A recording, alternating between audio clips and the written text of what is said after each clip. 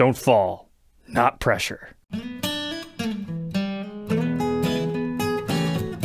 Welcome back, Troglodytes, to your daily dose of guitar information, the Trogly's Guitar Show. We're documenting another Japan-exclusive guitar today, thanks to Paul. He did a forwarding service / new guitar day with me. Fun fact, he's also the one that did the LTD Viper last year. You know, that offset SG with the cool top and the Evertune on it? Check out that video if you happen to have missed it. But he is starting a BanG Dream collection. And if you don't know what that is, I'll fill you in a little bit later. Let's check the guitar out first.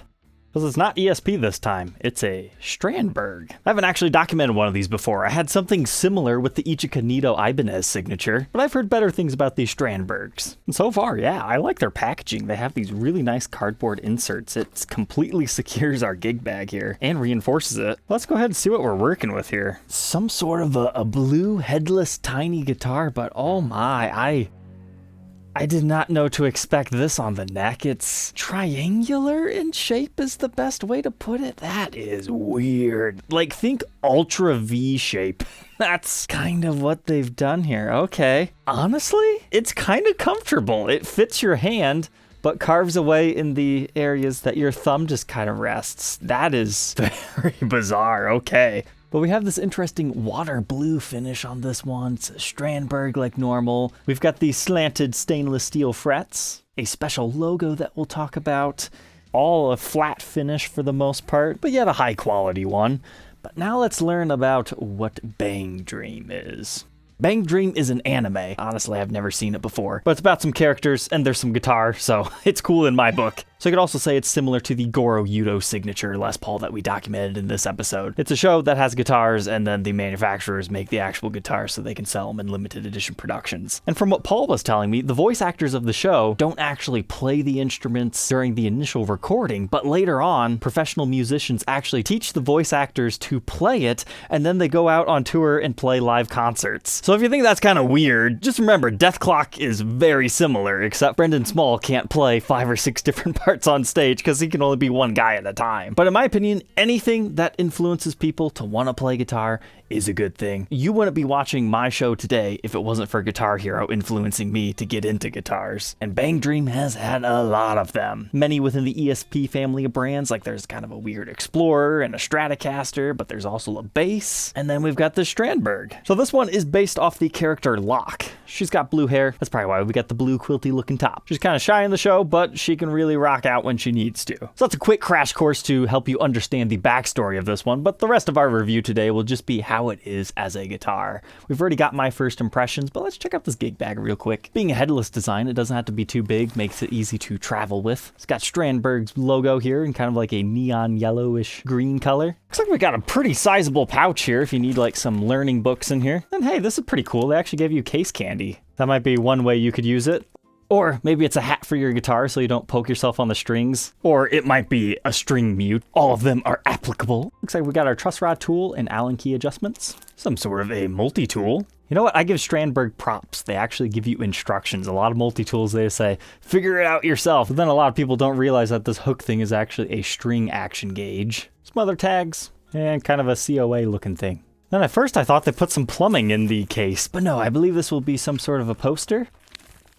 Yeah, that's nice. You've got your little character here with the guitar, and then you can see your guitar there. Then you've got your BanG Dream branding down there. That's a nice little fan service case candy thing. That's not too bad for the original retail price that these are running, around $1,200 USD. But obviously, import duties, taxes, shipping makes it more expensive to get it to America. And at first, I wasn't really looking forward to this review because I didn't like my first headless guitar that much, but now that I felt it, I'm ready to throw this thing on the workbench to see what else makes this thing tick.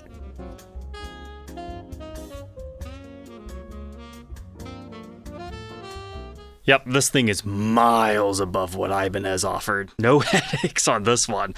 So let's check out our humbuckers here. They just called them in the spec sheets custom OEM Strandberg humbuckers. Unfortunately, the neck pickup lead is too short, we can't actually get it out, but the bridge we can view. Well, almost anyways, so you can see your markings right there. But we can also see how the cavities were done. That is the grounding wire going to your bridge right there, the green one. And it's a nice thick wire coming out of your pickup, so you don't have to worry about ever working on your guitar. But everything is nice and shielded, and they routed it very expertly. In case you missed it, they have foam blocks in there. That helps set the height of your pickups, and they just screw into the body using 2 screws over here without any surround. Also found it interesting that you have the Strandberg asterisk on the side, so that's their own branding onto the covers. And the bridge reads 12.78 k ohms, neck position at 9.7, and the middle, just for fun, 5.58. And it appears this is the master volume and this is the master tone. They are black knurled knobs with just a regular 3-way toggle switch, no in-betweens for coil split or anything, and I don't see any push-pull or push-push pots on this one.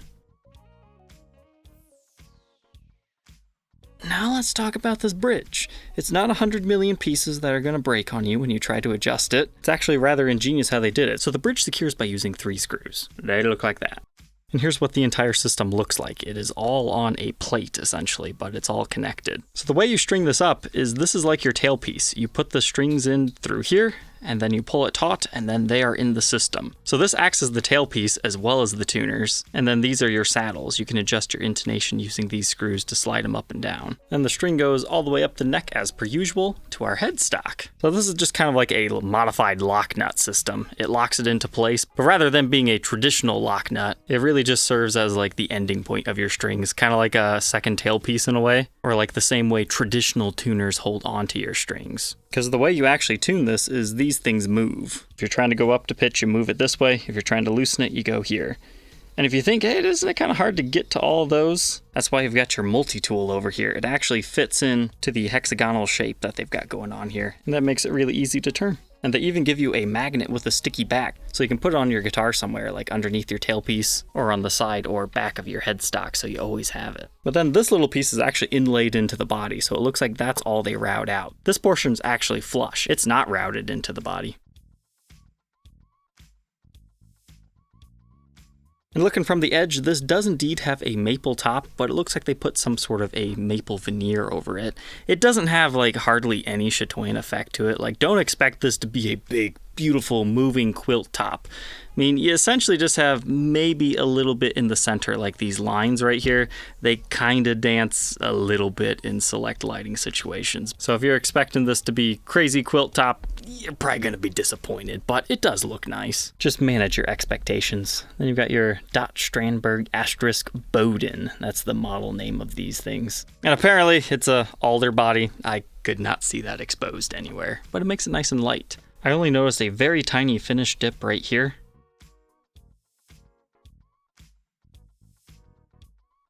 So now let's move on to our maple neck. So if you haven't seen a slanted fret guitar, they call them fanned frets. The reason why they do this is it makes a guitar slightly better intonated, because the guitar in general is a flawed instrument. You can never get it to perfect intonation. That's why when somebody ever asks me, is this guitar perfectly intonated? It's like, that's technically impossible. Now there's a step up from this called true temperament frets. Those are those squiggly ones, and then sometimes people take it even a step farther from there. But this one has a full 2-octave scale, 24 frets, and these are stainless steel, so they should last you a good long time. As far as the inlays, they're nothing fancy. You get a double one so you know where the 24 is. You get the side markers to show you where the 12th is. And this particular signature model gets Locke's insignia here. Kind of just looks like cat ear headphones. And then would you look at that, this also utilizes a 0 fret as well as a traditional nut. It's a good thing that's stainless steel. But I'm excited to share these dimensions with you guys. So 1.65 inches at the nut width, so it's a little bit skinnier than most guitars. And around the 12th, it's 2.03. So it follows a similar theme, but first fret neck depth 0.9, and then by the 12th it's also 0.9, so extremely consistent neck. But look at this absolutely crazy neck profile. I told you guys, it's like an ultra V shape, but it moves. So this is your first fretting area. It's got a big long flat shape, but then by the 12th that flatness kind of slims up, like it's not as big, and it shifts. And you just have these big flat areas on the side that do hug your hand incredibly well. They call it the Endurneck, or Endurneck, whatever it is. But here's a straight up look on it from the back. So this hump moves as you go up the neck. See, like right here, we're pretty much directly in the center. But then by the time you're all the way up here, it's like on the first quarter of the neck, whereas it started more so over here. And it just follows the ergonomics of your hand. As a guitar documenter, it's nice to have something vastly different. Then moving on to our headstock, this is where that lock nut is secured. It takes up all that, so you won't see any of this, but this is a nice little attention to detail thing. They didn't have to carve that out, they just did and left it there. So it's a headless guitar with a tiny headstock, I guess you could say. But if you're wondering where your truss rod is, it's at the top of the headstock here. Very accessible. Moving over to the backside, here's where things get really interesting too. So we got the Strandberg and BanG Dream branding back here, but the output jack is actually part of your back plate cover. So when you remove this, you're also taking your jack off. It's just built onto the side there, okay? And we've got some Korean branded pots here. I like how they labeled the lugs 3, 2, 1.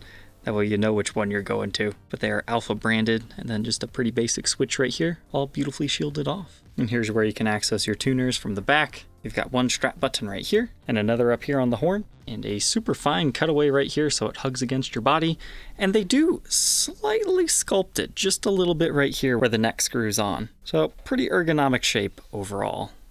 And all said and done, it's 4 pounds, 8.3 ounces. That is very light. So let's go ahead, plug it in, and hear how it sounds.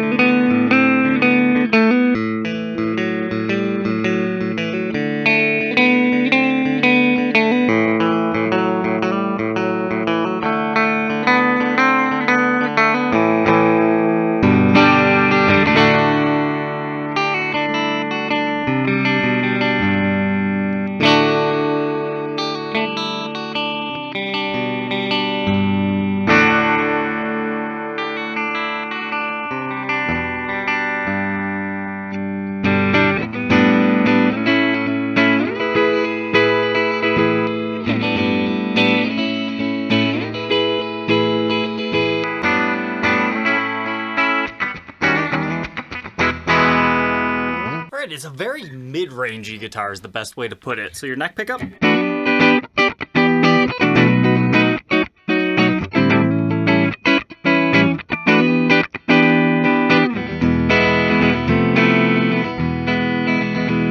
think you get the idea of what I'm talking about with the mid-ranginess.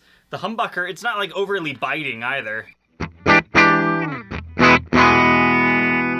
It's rounded is the best way to put it.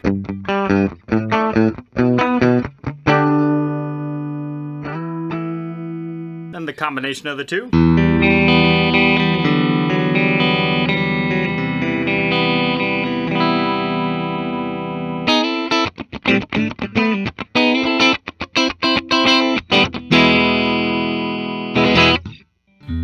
Play with our tone a little bit.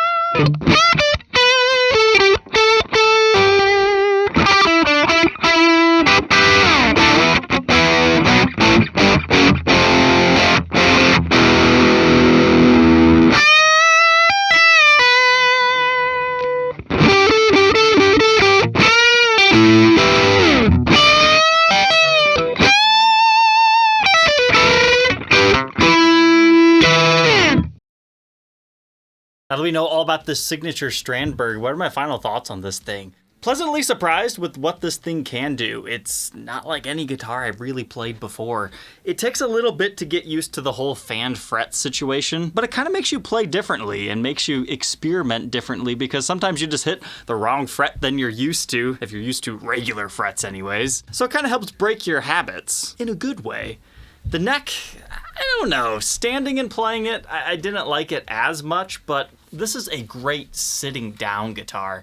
The center of mass is really right here, so for the people that like to do the tapping style, I can see why they like these things because it lends itself beautifully to that. And the tones, very warm and rounded is the best way to put it. So overall, I would say I had a good time demoing this, and I hope you guys enjoy your new knowledge on this obscure model. All right, don't forget to like, comment, and subscribe, and we'll catch you tomorrow on the next one. Take care.